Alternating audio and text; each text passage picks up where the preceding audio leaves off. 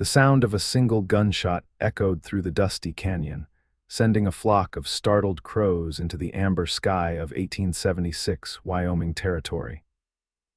Hannah Whitfield clutched her bloodied side as she stumbled forward, each ragged breath a battle against the growing darkness at the edges of her vision. The bounty hunters who'd been tracking her for 3 weeks wouldn't be far behind. They'd promised to bring her in dead or alive, though their preference was clearly the former after what she'd done. "Just a little farther," she whispered to herself, her voice hardly louder than the gentle rustling of sagebrush in the evening breeze. Hannah's once fine blue dress was now tattered and stained with the red earth of the frontier. The bullet had only grazed her, but the wound was deep enough to leave a trail of crimson droplets in the sand behind her.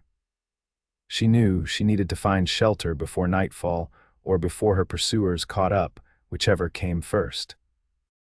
The sun was beginning its descent behind the jagged peaks of the distant mountains when Hannah spotted it, a small cabin nestled against the side of a hill, smoke curling from its stone chimney. She hesitated, knowing that whoever lived there might turn her in for the reward money. $500 was more than most honest folk saw in years. But with her strength fading fast and the temperature dropping with the sun, she had little choice. Hannah forced her weary legs to carry her the final distance across the open ground, each step a testament to her determination to survive. When she reached the cabin's weathered door, she lifted a trembling hand to knock but collapsed against it instead, her body finally surrendering to exhaustion. The door swung open suddenly, causing Hannah to tumble forward into strong arms that caught her before she hit the rough-hewn floor. Through blurry vision, she glimpsed a man's face, weathered by sun and wind, beneath the brim of a dusty Stetson. "Well now," a deep voice drawled, "looks like trouble found its way to my doorstep."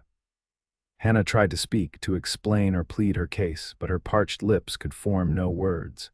The last thing she saw before consciousness slipped away was a pair of concerned gray eyes studying her face. When Hannah woke, she was lying on a bed covered with a patchwork quilt that smelled of pine smoke and coffee. The pain in her side had dulled to a persistent throb. Someone had bandaged her wound and changed her into a clean, oversized shirt. Panic surged through her as she tried to sit up, only to be gently pushed back down by a large, calloused hand. "Easy there, miss. You're not going anywhere with that injury," said the same deep voice she'd heard earlier. Hannah blinked up at the stranger. He was tall and broad-shouldered, with sun-darkened skin and a face that spoke of hard years on the frontier. His brown hair was slightly too long, and a neatly trimmed beard framed a mouth that seemed more accustomed to frowning than smiling. But it was his eyes that caught her attention, clear gray like the sky before a storm, and filled with a kindness that seemed at odds with his rugged appearance. "Who are you?" Hannah managed to ask, her voice barely above a whisper. The man set down a cup of water on a small table beside the bed and regarded her carefully. "Name's Holt Forrester. This is my place you collapsed on." He offered the water, which she accepted gratefully. "Might be more interesting to know who you are and why you've got a bullet hole in your side." Hannah drank deeply before answering. "Hannah Whitfield," she said, deciding truth was safer than lies, at least about her name. "As for the rest, it's complicated." A hint of a smile touched Holt's lips. "Ain't it always?" He turned to stir something in a pot hanging over the hearth fire. "Well, Miss Whitfield, I reckon your complications can wait until you've had some food in you." Hannah watched him warily.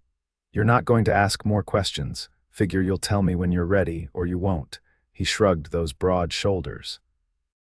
"Either way, can't have you dying on my floor. Bad for my reputation." Despite her situation, Hannah felt a smile tugging at her lips. "And what reputation is that, Mr. Forrester? That I'm a solitary, ill-tempered hermit who doesn't take kindly to visitors." He ladled stew into a wooden bowl. "If folks heard I let a pretty woman die in my cabin, they might think I'm going soft." Hannah accepted the bowl he offered, surprised by the pleasant aroma that rose from it. "This smells wonderful." Don't sound so surprised, he said gruffly. Man can't live on hardtack and jerky alone out here. They ate in companionable silence, with Hannah becoming increasingly aware of the strange domesticity of the scene. Here she was, a woman with a price on her head, sharing a meal with a stranger who tended her wound without asking for anything in return. As if reading her thoughts, Holt spoke. Those men hunting you, they'll be coming this way soon enough. Hannah nearly dropped her spoon. How did you saw them from the ridge earlier today? 4 men, heavily armed, following a trail that looks an awful lot like it leads straight to my door. His eyes met hers steadily. I'm guessing they're not friends of yours. Hannah set the bowl aside, her appetite gone. They're bounty hunters. And what would bounty hunters want with a woman like you? Holt asked, his voice neutral. Hannah took a deep breath. They think I killed my husband. Holt's eyebrows rose slightly, but his expression remained unreadable. Did you? No, Hannah said firmly, meeting his gaze, but I was there when it happened, and the man who did it framed me. She laughed bitterly. No one would believe that Jeremiah Whitfield's widow could be innocent. He was too well respected, too wealthy. It was easier for them to believe I'd done it for his money. And the real killer, Edward Blackburn, my husband's business partner, he wanted control of the silver mine they owned together. Hannah's hands clenched into fists. I overheard them arguing. Edward shot Jeremiah and then tried to kill me too. I managed to escape, but not before the sheriff saw me standing over my husband's body with Edward nowhere in sight. Holt considered this for a long moment. That's quite a tale, Miss Whitfield. It's the truth, Hannah insisted, suddenly afraid he wouldn't believe her. I believe you, he said simply. You do? Hannah couldn't hide her surprise. Got a good sense about people. Had to, in my line of work. And what work was that, Mr. Forrester? Holt hesitated before answering. Was a lawman once upon a time. U.S. Marshal for the Wyoming Territory. A marshal, Hannah whispered, fear creeping back into her voice. Are you going to turn me in? Said I was a marshal. Not anymore. There was something in his tone that suggested the story behind that change wasn't a happy one. Now I'm just a man trying to live a quiet life. Why would you help me? Hannah asked, genuinely puzzled. Holt stood and walked to the window, peering out into the gathering darkness. Let's just say I understand what it's like to be on the wrong side of justice. Before Hannah could ask what he meant, a sound outside the cabin made them both freeze. The distant but unmistakable noise of horses approaching. They're coming, Holt said, his voice suddenly hard. He moved to a chest near the wall and pulled out a Winchester rifle. Can you ride? Yes, but no time for arguments. There's a tunnel in the root cellar, leads to a small cave where I keep a spare horse. He was already gathering supplies, moving with efficient speed. Take the North Trail. It'll lead you to a town called Redemption. Ask for a woman named Harriet Wallace. Tell her Holt sent you. She'll help. I can't let you face them alone, Hannah protested, struggling to stand despite the pain in her side. I'm not facing anyone. Far as they know, I'm just a lone homesteader who hasn't seen a soul in weeks. He helped her to her feet, his touch gentle despite his urgent tone. Now go.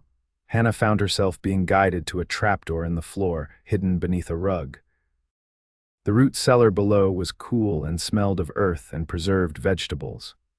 Holt pressed a small revolver into her hand. Just in case, he said.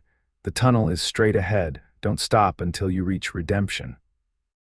Thank you, Hannah said, suddenly overcome with gratitude toward this stranger who was risking himself for her. I don't know how to repay you. Stay alive, Holt replied, a ghost of a smile crossing his face. That'll be payment enough. With that, he closed the trapdoor, leaving Hannah in darkness save for the small lantern he'd handed her. She heard his footsteps moving away, and then the sound of the cabin door opening as he went out to meet the approaching riders. Gripping the revolver tightly, Hannah made her way through the narrow tunnel, emerging several minutes later into a small cave where, true to Holt's word, a sturdy bay mare was tethered. The horse nickered softly as Hannah approached. Hello, beautiful, Hannah whispered, stroking the mare's velvety nose. Looks like we're in this together now. Hannah's journey to redemption took the better part of 2 days. The bay mare, which she'd named Promise, proved to be a steady and reliable mount. The trail led through rugged terrain, over hills and across streams, far from the usual routes traveled by stage coaches and freight wagons. Hannah's side ached constantly, but the bandage Holt had applied held firm, and there was no sign of infection. As she rode, Hannah found her thoughts returning to the mysterious former marshal who had helped her without question. There had been something in those gray eyes of pain, a history that resonated with her own. She wondered what had caused him to leave his position and retreat to a solitary cabin in the wilderness. And she wondered, with increasing frequency, if she would ever see him again. The town of redemption appeared before her as the sun was setting on the second day. It was larger than she had expected, with a main street lined with businesses and several side streets of modest homes. A church spire rose above the other buildings, its bell tower catching the last golden rays of sunlight. Hannah dismounted carefully in front of the general store, wincing as the movement pulled at her wound. The sign on the storefront read Wallace Mercantile, and Hannah hoped this meant she had found the right place. A bell jangled as she pushed open the door, and a woman looked up from behind the counter. She was perhaps in her 50s, with silver threading through her dark hair and kind eyes behind wire-rimmed spectacles. Her expression changed from welcoming to concerned as she took in Hannah's disheveled appearance. "Land's sakes, child, you look like you've been through the ringer," the woman said, coming around the counter. "Are you all right? Are you Harriet Wallace?" Hannah asked, her voice hoarse from the dusty trail. The woman's eyes narrowed slightly. "I am. Who's asking?" "Holt Forrester sent me," Hannah said, and saw immediate recognition in Harriet's face. "He said you would help me." Harriet's expression softened. "Well, any friend of Holt's is welcome here." She turned the sign on the door to closed and locked it. "Come with me. You can tell me everything over a hot meal." Harriet led Hannah through the store to a staircase at the back, which opened into a comfortable apartment above. Soon, Hannah found herself seated at a kitchen table with a bowl of fragrant stew before her and a cup of hot tea steaming at her elbow. "Now then," Harriet said, sitting across from her, "start at the beginning." Hannah told her everything about Jeremiah's murder, Edward's betrayal, the bounty hunters, and finally, her encounter with Holt. Harriet listened without interruption, her face growing more serious as the tale unfolded. "And Holt just sent you on your way while he stayed to face those bounty hunters?" Harriet asked when Hannah had finished. "He said he would just tell them he hadn't seen anyone," Hannah replied, worry creasing her brow. "But what if they didn't believe him? What if they hurt him because of me?" Harriet reached across the table and patted Hannah's hand. "Holt Forrester can take care of himself. That man has faced down worse than a few bounty hunters in his day. You've known him a long time, since he first came to these parts as a young marshal, full of fire and righteousness." A shadow crossed Harriet's face. "That was before the tragedy, of course." "What tragedy?" Hannah asked, unable to contain her curiosity. Harriet sighed. "It's not my story to tell, dear, but let's just say Holt has his reasons for living alone and for helping someone in your situation." Over the next week, Hannah recovered her strength in the safety of Harriet's home. The older woman introduced her around town as her niece from back east, come to help with the store. No one questioned the story. Harriet was well respected in redemption, and her word was taken as gospel. Hannah learned that Harriet was a widow herself, having lost her husband to pneumonia 3 winters past. The couple had been childless, and Harriet had thrown herself into running the mercantile and becoming a pillar of the community. She seemed genuinely pleased to have Hannah's company, teaching her the workings of the store and introducing her to the simple pleasures of small-town life. But as comfortable as her new situation was, Hannah couldn't stop wondering about Holt. Had the bounty hunters believed his story? Had they continued their search elsewhere? Or had they somehow discovered his deception? On the 8th day of her stay in redemption, Hannah got her answer. She was arranging a display of canned goods when the bell above the door jangled, and she looked up to see a tall figure silhouetted against the bright noon sunlight. "Holt," she breathed, recognition immediate despite having known him for such a short time. He stepped into the store, removing his hat as he did so. His face bore a fresh cut along one cheekbone, and his knuckles were raw, but he was very much alive. Their eyes met across the room, and for a moment neither spoke. "You made it," he said finally, his deep voice sending an unexpected thrill through her. "Thanks to you," Hannah replied. She wanted to rush to him, to touch him and assure herself he was really there, but something held her back, a shyness she hadn't felt since she was a girl. "Holt Forrester, as I live and breathe." Harriet's voice broke the moment as she emerged from the storeroom. She crossed to him and embraced him warmly. "It's been too long." "Harriet," he said, returning her embrace with genuine affection, "you're looking well." "And you're looking like you've been in a fight," she scolded, examining his face. "Those bounty hunters, I presume." Holt's eyes flicked to Hannah. "They weren't entirely convinced by my story of peaceful solitude." "Are they still after me?" Hannah asked, dread pooling in her stomach. "No," Holt said simply. "They won't be bothering you again."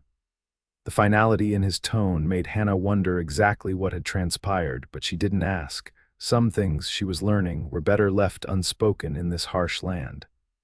"Well, I think this calls for a celebration," Harriet declared. "Dinner at my place tonight. I'll close the store early." That evening, over a meal of roast chicken and fresh bread, Holt explained that he had indeed convinced the bounty hunters to look elsewhere, though his methods had involved more physical persuasion than verbal. What's more, he'd learned something critical from them before sending them on their way.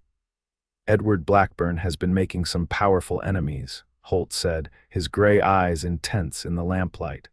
"Word is, he's been cheating his investors. There are people looking into his business dealings now, including the circumstances of Jeremiah Whitfield's death." Hope, fragile but persistent, bloomed in Hannah's chest. "You mean I might be cleared?" "It's possible," Holt nodded.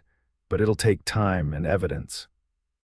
"The kind of evidence a former U.S. Marshal might be able to gather." "You do that for me?" Hannah asked, astonished. Holt held her gaze for a long moment. "Seems I would." Later, as they stood on Harriet's back porch watching fireflies dance in the gathering darkness, Hannah found the courage to ask the question that had been burning in her mind. "Harriet mentioned a tragedy in your past," she said softly. "Is that why you left the Marshals?" Holt was quiet for so long that Hannah thought he wouldn't answer. When he finally spoke, his voice was low and rough with emotion. "I had a wife once, Marie, and a daughter, Lily." His hands gripped the porch railing, knuckles white. "They were killed 5 years ago while I was away on assignment. A gang I'd helped put away sent men to send me a message." "Oh, Holt," Hannah whispered, her heart breaking for him. "I hunted down every last one of them," he continued, staring out into the darkness. "And when it was done, I turned in my badge and disappeared. Couldn't bear to be around people anymore, couldn't bear the weight of being responsible for others." Hannah reached out hesitantly and placed her hand over his on the railing. "I'm so sorry." He turned his hand to grasp hers, the touch sending warmth up her arm. "When I found you at my door, bleeding and desperate, it was the first time in 5 years I felt something other than anger or emptiness." His eyes, when they met hers, held a vulnerability that made her breath catch. "It scared the hell out of me." They stood like that for a long moment, connected by their joined hands and the unspoken understanding between them, two broken people who had somehow found each other in the vastness of the frontier. The next morning, Holt announced his plan to travel to Denver, where Edward Blackburn conducted most of his business. He would gather evidence of the man's corruption and, hopefully, proof of his involvement in Jeremiah's murder. "I'll come with you," Hannah insisted, but Holt shook his head. "It's too dangerous. If Blackburn sees you, he'll know his secret is at risk." His expression was gentle but firm. "Stay here with Harriet. I'll send word when I can." Hannah wanted to argue, to demand that she be allowed to fight her own battles, but she recognized the logic in his words. And something else, the fear in his eyes at the thought of her in danger. It was a new experience, having someone worry about her that way. "Promise you'll be careful," she said instead. "I promise."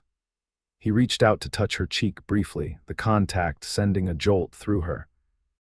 "I'll be back before the first snow." The weeks of Holt's absence stretched into months. True to his word, he sent letters when he could, telling her of his progress in vague terms that wouldn't incriminate either of them if the correspondence was intercepted. Hannah read and reread each one until the paper grew soft at the creases. Life in Redemption settled into a comfortable routine. Hannah worked alongside Harriet in the store, made friends among the townspeople, and even began teaching reading to several of the local children in the evenings. For the first time since Jeremiah's death, she felt she belonged somewhere. But always, there was the anticipation of Holt's return, growing stronger with each passing day. Hannah found herself watching the road from Denver, her heart leaping at the sight of any lone rider approaching town. And at night, she dreamed of gray eyes and gentle hands. The first snow of winter dusted Redemption in early December, coating the town in a blanket of pristine white. Hannah stood at the window of the mercantile, watching the flakes drift lazily from a pearl-gray sky, and tried to ignore the knot of worry in her stomach. Holt had promised to return before the snow, yet there was still no sign of him. "He'll come," Harriet said, appearing beside her. "That man doesn't break his promises." Hannah nodded, but the worry remained. What if something had happened to him? What if Edward had discovered his investigation? The thought of Holt in danger because of her was almost unbearable. 3 days later, as Hannah was closing the store for the evening, the bell above the door jangled. She turned, ready to inform the late customer that they were closed, only to freeze at the sight of the man standing there. It was Edward Blackburn. He looked different from when she'd last seen him, thinner, more haggard, with a desperate gleam in his eye that hadn't been there before. But there was no mistaking the man who had destroyed her life. "Hello, Hannah," he said, a cold smile spreading across his face. "What a surprise to find you here. I've been looking for you for a very long time." Hannah backed away, reaching blindly for anything she could use as a weapon. "How did you find me? You should be more careful about who you trust," Edward replied, advancing on her slowly. "That former marshal of yours has been asking too many questions in Denver. The right people noticed." Fear gripped Hannah's heart. "What have you done to Holt?" Edward's smile widened. "Nothing compared to what I'm going to do to you." He pulled a revolver from his coat. "You were supposed to die that night with Jeremiah. I'm simply correcting an oversight." Hannah's back hit the counter. There was nowhere left to retreat. "People know I'm here. They'll come looking. By then, I'll be long gone." Edward raised the gun. "Any last words, Mrs. Whitfield?" The sound of the store's back door opening made them both turn. Holt stood in the doorway, his own revolver drawn and aimed steadily at Edward's head. "I believe the lady's under my protection, Blackburn," he said, his voice deadly quiet. Edward swung his gun toward Holt, but he was too slow. Holt's shot caught him in the shoulder, spinning him around. The gun fell from Edward's hand, clattering to the floor. Before he could recover, Holt was on him, securing his hands behind his back with a pair of handcuffs. "Edward Blackburn, you're under arrest for the murder of Jeremiah Whitfield and the attempted murder of Hannah Whitfield," Holt said formally.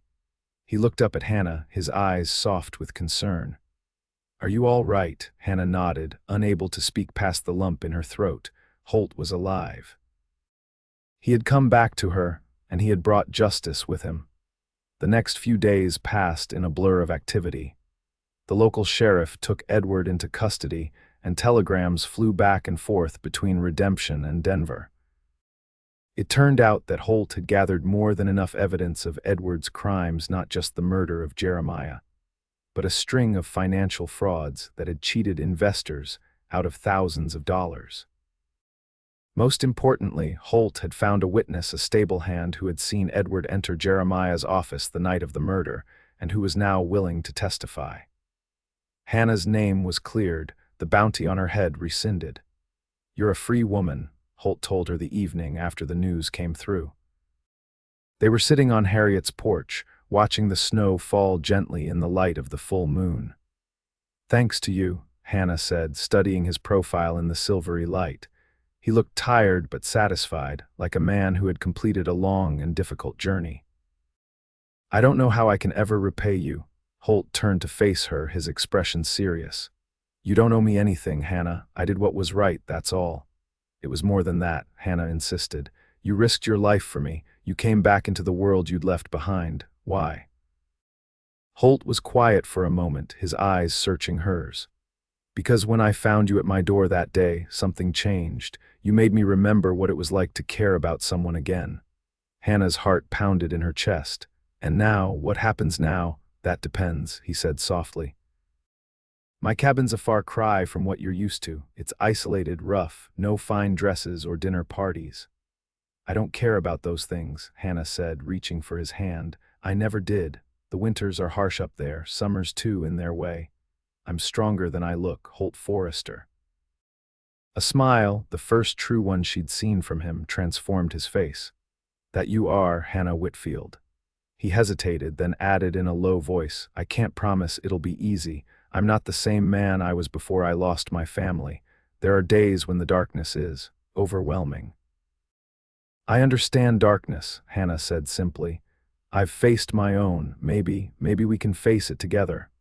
Holt reached up to brush a strand of hair from her face, his touch lingering on her cheek. "I'd like that."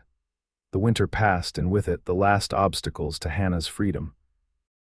Edward Blackburn was tried and convicted, sentenced to hang for Jeremiah's murder and his other crimes. Hannah testified at the trial, finally able to tell her story to a judge and jury who believed her. Through it all, Holt remained by her side, a steady presence that anchored her when memories threatened to overwhelm.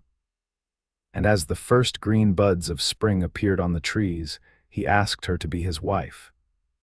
They were married in Redemption's small church, with Harriet beaming proudly from the front pew. Hannah wore a simple white dress, and Holt had traded his worn buckskins for a proper suit. When they exchanged vows, Hannah saw tears in his eyes, tears of joy mingled with remembrance for the family he had lost. After the ceremony, they set out for Holt's cabin in the mountains.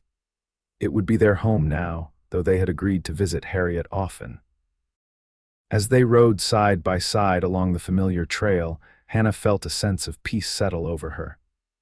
The road ahead would not always be easy, but they would walk it together. When they reached the ridge overlooking the cabin, Holt reined in his horse beside hers. The valley spread out below them, green with the promise of spring, the cabin a small haven nestled against the hillside.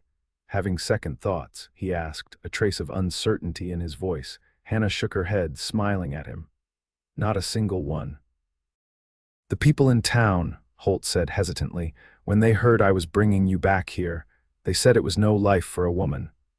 That you'd die alone up here in these mountains, away from society." "They said I'll die alone," she whispered, the words carrying on the gentle breeze. The irony of it struck her. Those were the very fears that had haunted her since Jeremiah's death, the loneliness she had dreaded more than any physical hardship. Holt reached across the space between them, taking her hand in his. His eyes, clear and gray as the mountain sky, held a promise she had never thought to find again. "Then I'll die holding you," he said simply, the words a vow more binding than any they had spoken in the church. "Every day we have together is a gift I never thought to receive.